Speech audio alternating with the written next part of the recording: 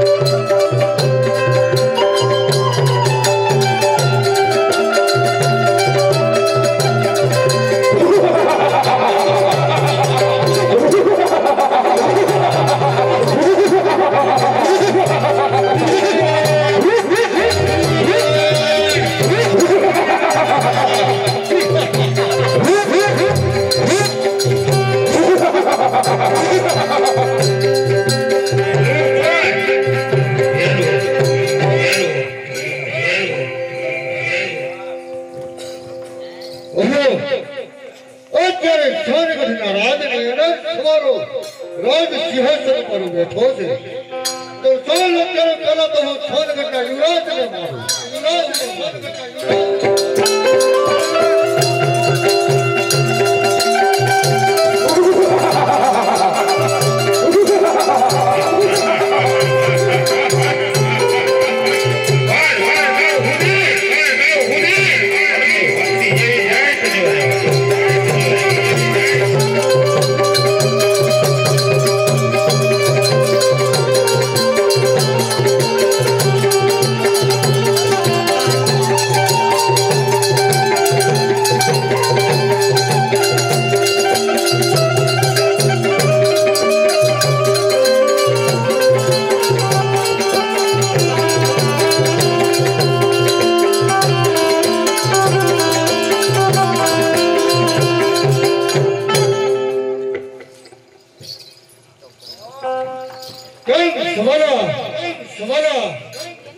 તારી ધૈર્ય એક સાધુ અને ભિક્ષા માંગે છે માટે ભિક્ષા દે.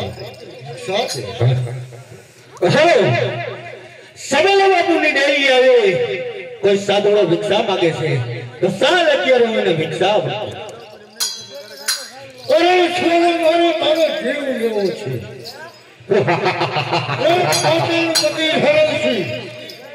ભેરવા નામનો રાક્ષસ બની તારો જીવ લેવાનો છે માટે સવાલો વચન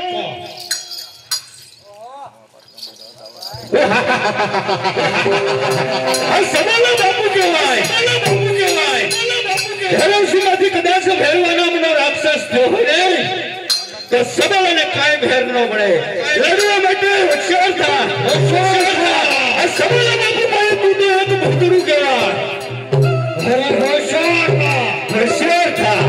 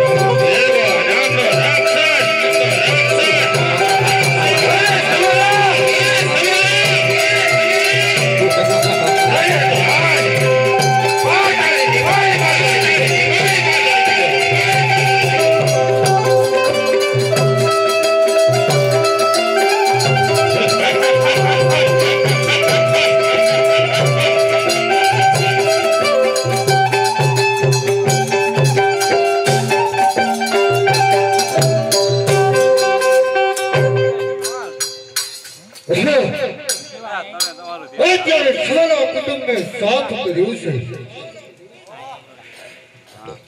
મારા ગુરુ મહાવાળાને આપે કીધું જ્યારે હું નવો શિષ્ય થવું તો ત્યારે તારું મોત થશે.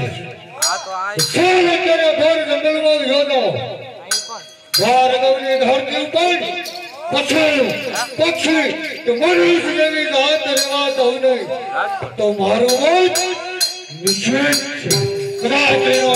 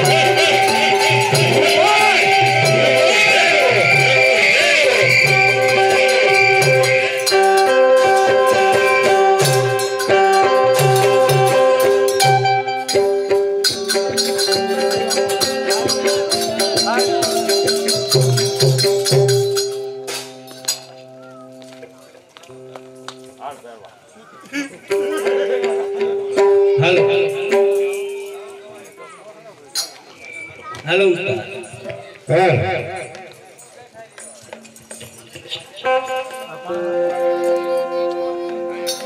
पूजारी रे भाई पूजारी शिव शंकर पूजारी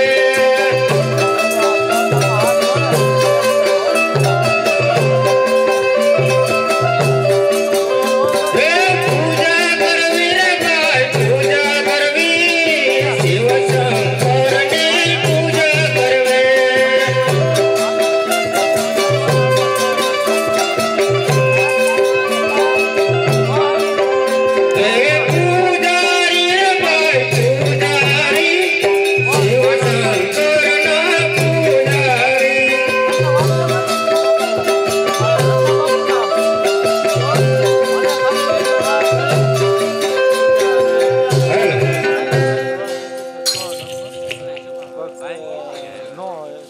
लाय तो महाराज सेवा ने बोलाव्यो हे जे गुरु रे बोला